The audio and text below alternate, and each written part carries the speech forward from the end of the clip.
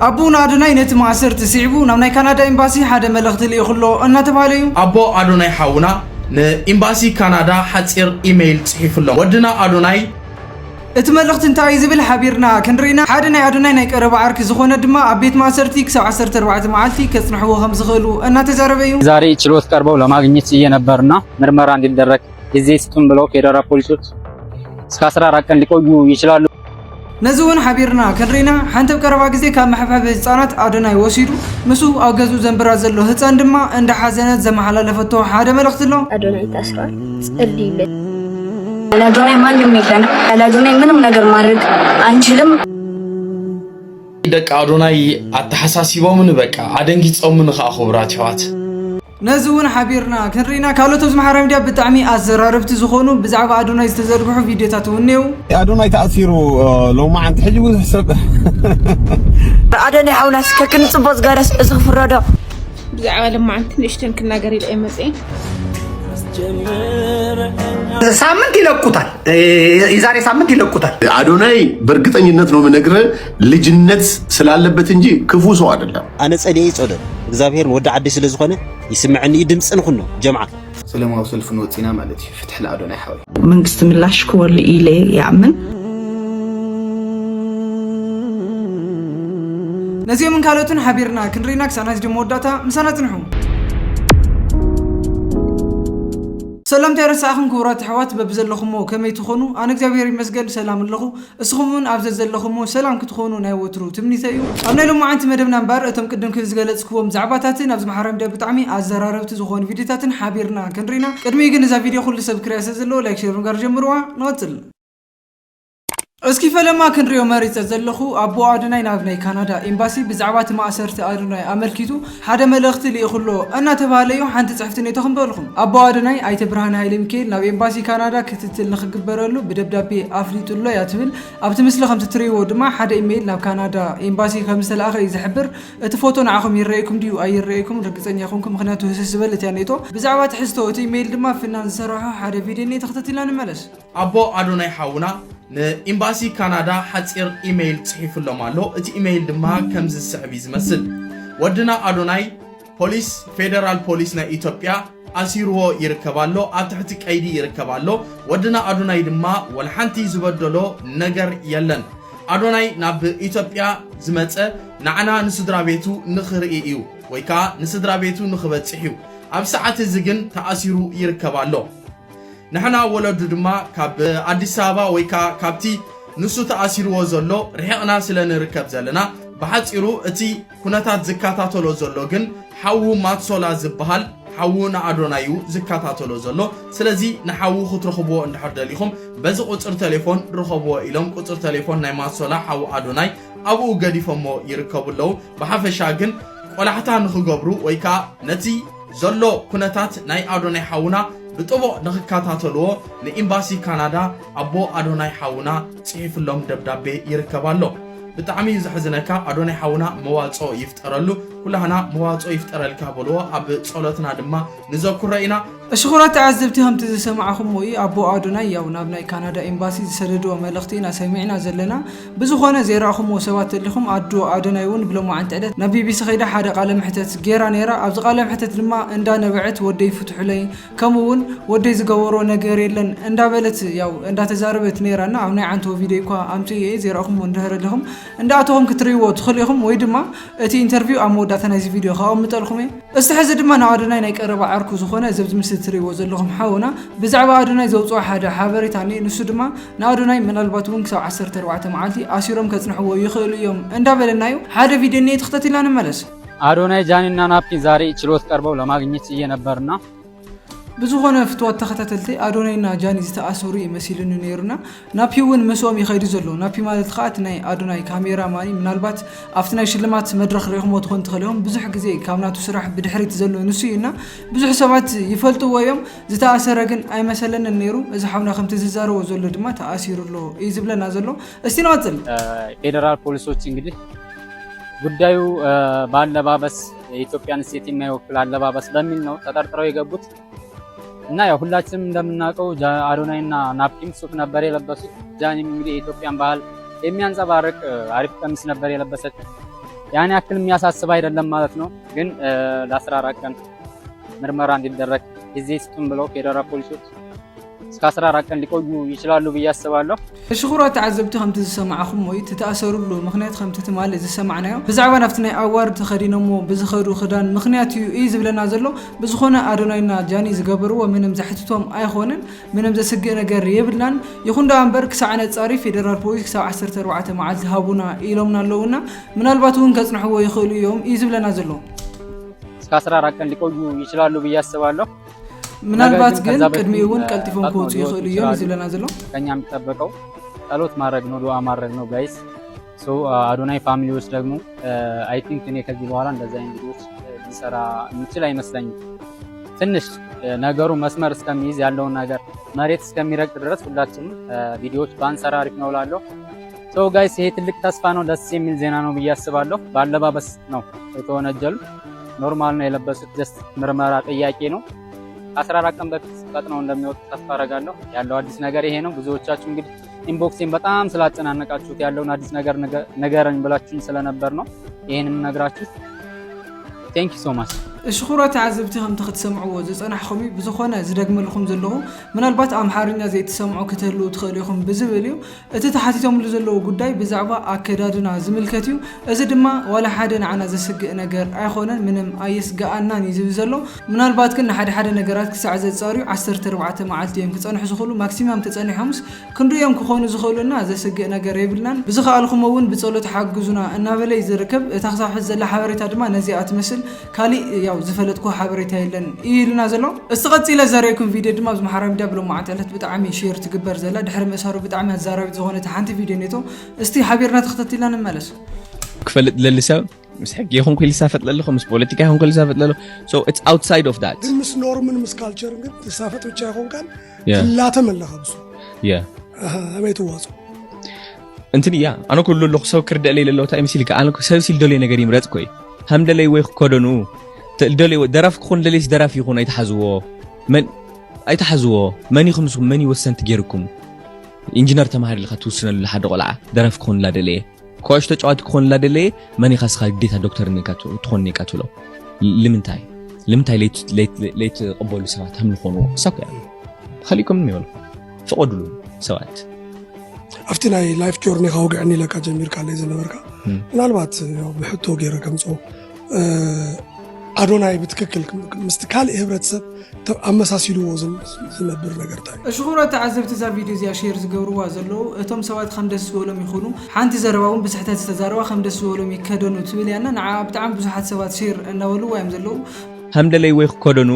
ብዝኾነ እቲ ዝጥቀመሎም ዘለዉ ቃላት ገዲፍና እቲ ሓሳብ ማንም ሰብ ክርዶ ይኽእል በቃ ኣነ ኔጌቲቭ ሓሳብ ኣለዎ ኢለ ኣይሓስብን። ሓደ ሰብ እንድሕር ዳ ክኾነ ዝደሊ ደራፊ ኮይኑሲ ንምንታይ ብናይ ወለዱ ተፅዕኖ ብናይቲ ከባቢ ተፅዕኖሲ ናብ ዘይደልዮ ሞያ ናብ ዘይደልዮ ነገር ዝኸይድ ዝብለና ዘሎ እዚ ሓሳብ ብጣዕሚ ይድግፎ እየ። ምክንያቱ ሓደ ሰብ ደራፊ ክኾን እንዳደልየ እንድሕር ዳ ዶክተር ኮይኑ ኣብ ሕክምና ከይዱ ብትክክል ኣየገልግልን። ምክንያቱ እቲ እሱ ዝደልዮ እቲ ሓሳቡ ኣብ ደርፊ ስለ ዘሎ ብኣንጻሩ ድማ ሓደ ዶክተር ክኾን ዝደሊ ሰብ ማለት እዩ ምንም ታለንት ዘይብሉ ድረፍ ኢልካ እንድሕር ዳ ሰባት ወይ ወለዱ ወይ ኣሕዋቱ ድረፍ ኢሎም ብናቶም ፅዕንቶ እንድሕር ደሪፉ ከይተሓጎሰ እዩ ዝሰርሖ እቲ ስራሕ ኣብቲ ስራሕ እውን ዕውተ ይኸውንና እቲ ሓሳብ ከምዚያ ትመስለኒ። ብዝኾነ ኣብዚ ጉዳይ ዘለኩም ሓሳብ ርእቶ ኣብ ኮሜንት ፀሓፉ እናውልኩን ኣብቲ ዝቕፅል ቪድዮ ድማ ከወስደኩም ኣብ ዝቕፅል ክንሪኦ መሪፀ ዘለኹ ድማ እዛ ኣብዚ ምስሊ ትሪእዋ ዘለኹም ንእሽተይ ሓፍትና ብሎም ማዓንቲ ዕለት እናሓዘነት ዘርግሐቶ ሓደ ቪድዮ እኒአ። እዚ ቪድዮ እዚ ድማ ብጣዕሚ ብዙሕ ሰባት ሼር እንዳገበርዎ ይርከቡ። ምናልባት ዘይፈለጥኹም ሰባት እንድሕር ዳ ሃሊኹም ኣብ ቀረባ ግዜ ኣዶናይ ካብ መቐለ ከይዱ ካብ ሓደ ናይ ህፃናት ማሕብሐቢ ምስኡ ንክትነበር ዘምፃን ዝሕግዛን ዘለዎ ህፃን እያ። ሕዚ ድማ ድሕሪ ማእሰርቱ ሰሚዓ ዝተዛረበቶ ብጣዕሚ ማሕዘን ዘረባን ሰሚዕና ንመለስ። ሰላም እንደምታውቁት አዶናይ ታስሯል እና በጣም እኔ እንጃ እኔ ምን እንደምል አላውቅም፣ ግን በጣም ሀዘን ተሰምቶኛል እና ሁሉ ነገር በፈጣሪ ነውና ጸልይልሽ ይሄ ማለት ነው። ወይታይ በጃኻ ጸሎት ተመልከቶ ምስባርያኻ አፍርዲትቶ الشغورات تعذبتي زحفتنا زولت سمعكم مالكم نحاونا تصليلو يات مزلا بزخونه يتم سبات زي تردوم نغرنا ادوناي مسار مالتنا زوم هصاونت زيمون مسار مالتيو اذا هصان زي طرا يخونتن كالوت ديتشا بوش زبالو سلستلو حانت قول علا بتعمي دمص زلوا نخدرف نتواوع زنبر خالوت سوات هون لو بغون زحيغزومنا نزيم سبات هونيم زاسروم زلونا تسفا يغبر ادوناي نازوم زنيو هصاونت تصلوت سمعوا اقروا غزي بتولو كم زفتح ያለው እኛ ያላዶናይ ማንም የለን ካየኑ 24 ሰዓት ሆኖናል እኛ ያላዶናይ ማንም የለን በቃ ትልቅ ደረጃ የሚሆነ ቦታ እንድንደርስም በቃ እያገዘን ያለው አዶናይ ነው እኛ ያላዶናይ ምንም ነገር ማድረግ አንችልም በቃ አዶናይ በጣም እኔ ቃላት እያጠረኝ ነው የቲክቶክ ቤተሰቦች ጸሎት አድርጉለት የኢትዮጵያ ሕዝብ ሁላችሁ ጸሎት አድርጉለት ይሄንን ቪዲዮ ሼር ሊንክ ሪፖስት እያደረጋችሁ እንድታደርሱልን ሁሉም ቦታ እንጠይቃለን ጸሎት አድርጉለት እኛም ጸሎት እናደርጋለን ያለሱ ማንም የለንም የቲክቶክ ቤተሰቦች በቃ ባለማን ደብርኒ እኔ ብሱር ዘይ አካስ ደብርና አነ በቃ ብሱር ተንቀሳቀስ ዘይ መጸን ዘሎ بتعمي دبرور يلي أدنى مسار أدنى حونا ككن صبص جرس أصفر هذا أدنى حونا أيزوها دينغ الماريا ده قلنا غايا مواد يفتر الكادو أنا مواد تفتر الكا فتاري مسخ يكون شغورات تعذبتني يا أدنى ما أسرت سمع بزحات سبات يا حزنوا من داقل زوج بزح فيديوهات عند سرح يمزركوا استحانت الديناون عندنا بعت زبالة سمعنا نملش سلام بيتسوي سمي حديركم بزعوا لما عن تنشتن كنا قريب أي مزين مريم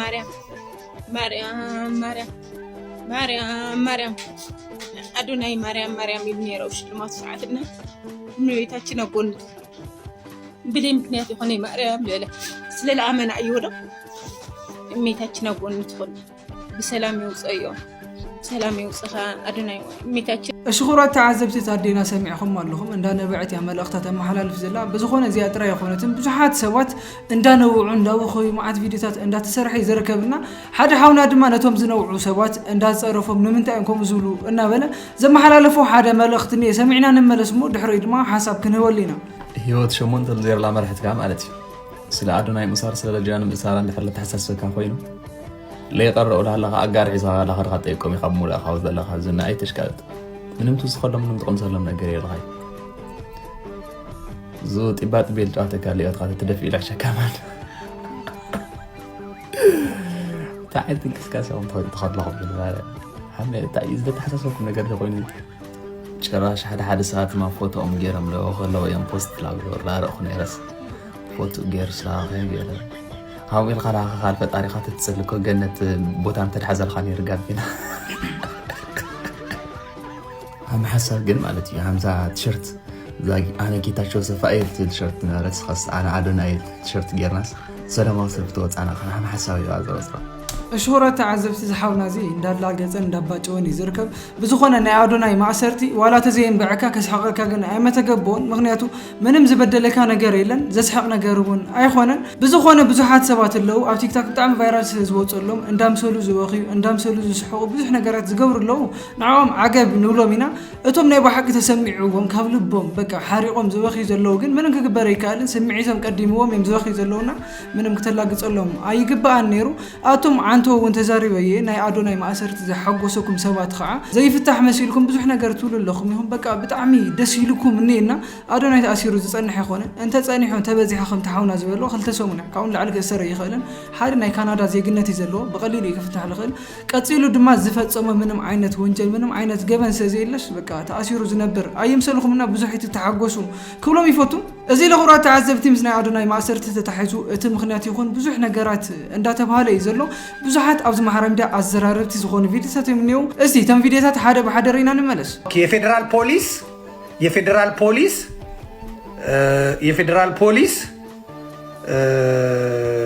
የፌደራል ፖሊስ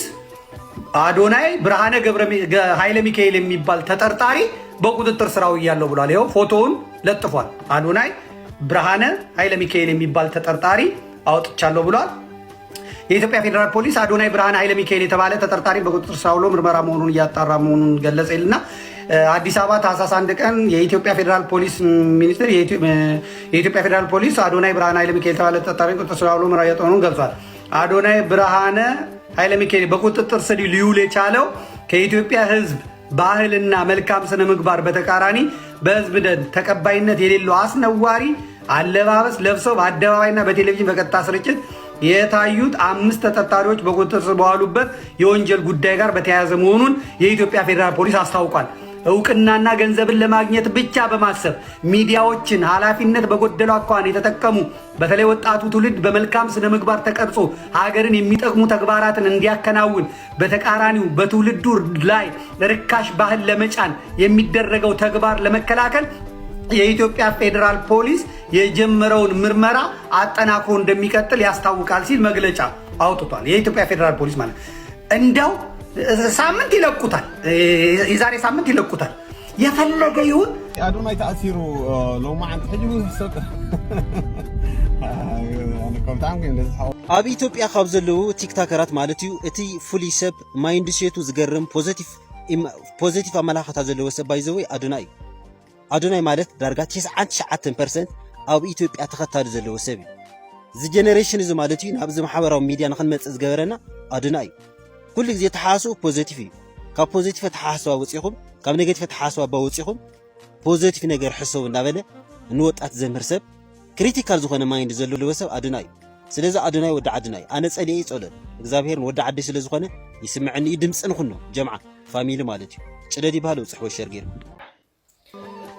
ሰላም ደቂ ዓበይቲ ሃመኒኹም ኣነ ራግነርያ ሎማዓንቲ ኣዶናይ ሓውና ኣሲሮሞ ነው ታይገር ሓምዳ ኣስርዎ ከኣነ ይፈለጡ ድሮ ግን ሽቃዕናጋ ንፅበይና ሽቃዕናጋ ተለይሰዲዶሞ ግን ኩልኩም ተዘጋጀዩ ሰላማዊ ሰልፍ ንወፅፅና ማለት እዩ ፍትሕ ለኣዶናይ ሓውና ናይ ባሕቂ ደቂ ኣዶናይ ኣተሓሳሲቦምን በቃ ኣደንጊፆምን ከዓ ክቡራት ሕዋት መጀመርታ ንኣዶናይን ንጃኒ ከምኡውን ንብሙልኦም ተኣሲሮም ዘለው እግዚአብሔር ኣምላኽ መዋፅኦ ይፍጠረሎም ኣብዚ ኮመንት ድማ እግዚአብሔር ኣምላኽ መዋፅኦ ይፍጠረልኩም በልዎም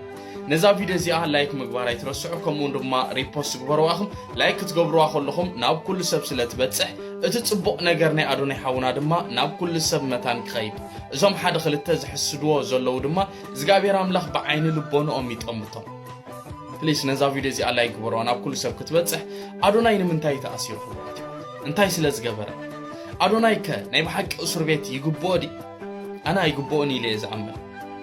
ዘይጋገር ሰብ የለን ኣዶናይ ግን ክሳብዛ ሰዓት እዚኣ ክጋገር እየ ይፈልጥ ኣይተጋግየን እስከ ገለ ካብቲ ኣዶናይ ዝገበሮም ሓቢርና ንከታተሎም ንርአዮም ወይ ከዓ እዚኦም ድዮም ናይ ብሓቂና ኣዶናይ የእሲሮሞ ዝበሃል ዘሎ እዚኦም ስለ ኣዶናይ ከእስርዎ ይከኣል ዶ ወይ ከዓ እቲ የእሲርዎ ዝበሃል ዘሎ ንኣዶናይ ማለት ብኣለባብሳ እዩ ብኣከዳድና እዩ እዚ ንኣዶናይ ከእስሮ ይኽእል ዶ በቲ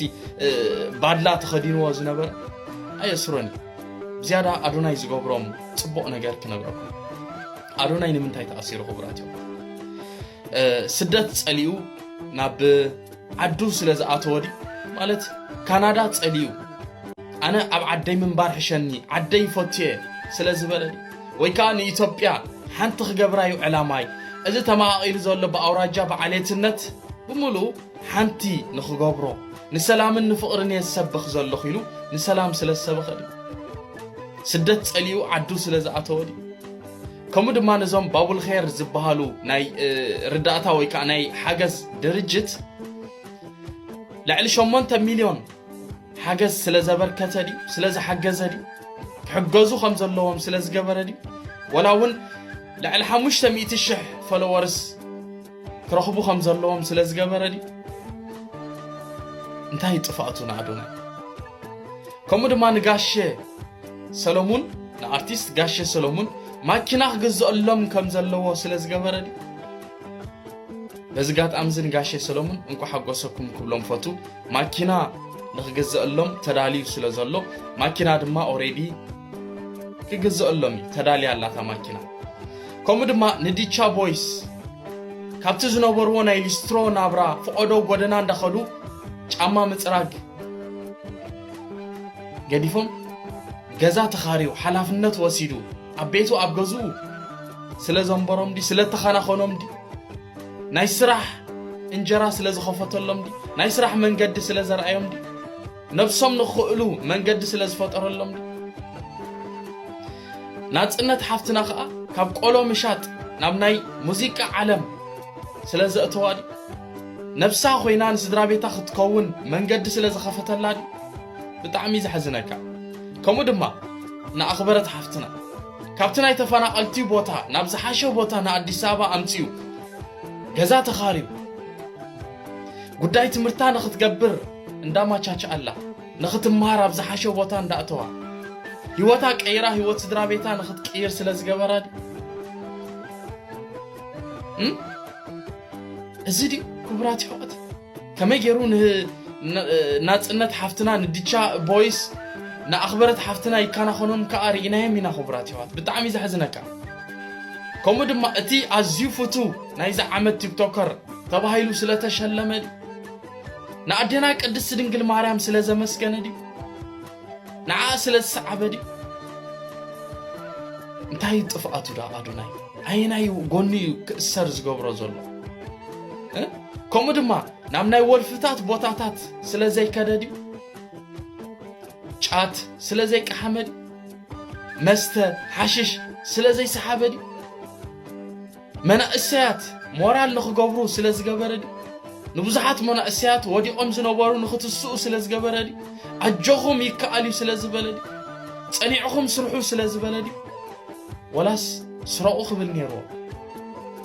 بتعمي زحزناك خبرات حوات أدونا يا يقبؤني زئسر بيتنا يبحكي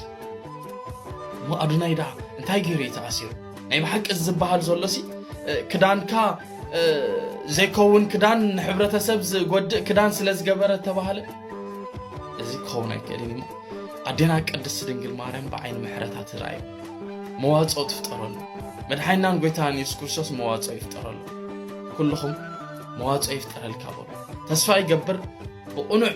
الرأي ويكا بقنع تمرميرو نتأ تباهلو لبو ترأيو نتأ خريكا نهوت رتمنيتي مناتو أدوناي أزي قنع نفسه خينون خالوت سوات زخون جقنا حونا سلا زخون مواضع يفتر الكابل حاول أجوها أبزا حد سارة جزي خم تفتح وشتأينا قران منقست ملاش كور لإيلي يعمل أنا خيدا تمنت أطيرا زقفرو نقاري اللي قن أنا بتصولت يلي دقفو إجزابير دما تصولتو إجزابير دما خامان من العلي ولادي سعملاك العليو نسو نساخ تدقفو تخون يا لبل انتنلني من زيج أنا قاري باللين كابين لعلس السون إجزابير قررائي لي يعمل هذا التزبز حساب أدوناي أبزع المزيز فلت أمه أفتناي سنة أدمي وخمينيرو بأند بتبدأ ياو أدوناي كاب نسنة أدمي أنه دحريت أنت تمليسة أدوناي بتعمي وعيو وعيناتو مسفلت أتيو لوقعس بتعمي استوعاليو جن بقى نقدميت تلويو أمعيو كل جزء ياو عفت تمرتي بيت أول عبد سرا لفادرج وقص يفلت أن نيرو مالت كمتي كله السوشيال ميديا وانت ناقر ويسو بتعمي فتاني فتنة اللوا يحلفوا يتوقعتوس بقى ننحد حدي لوقعو ننحد حدي كا عندبتو لوصو نغراتنا عي يسحوني ودي 14 عامت كينو أدوناي نعي زمخرو كستاوست لهم بتعمي يبقى لدنقلو نا يدنقني إلى أمن يمخرني رود 14 عامت كينوس نعي ولاديتو مخيرو يمخرني نيو ناتو مخرن عي برتعاتي وقع عند حقي بونت أدوناي مالت نعي عند حقي أدوناي بتعمسل الفوتو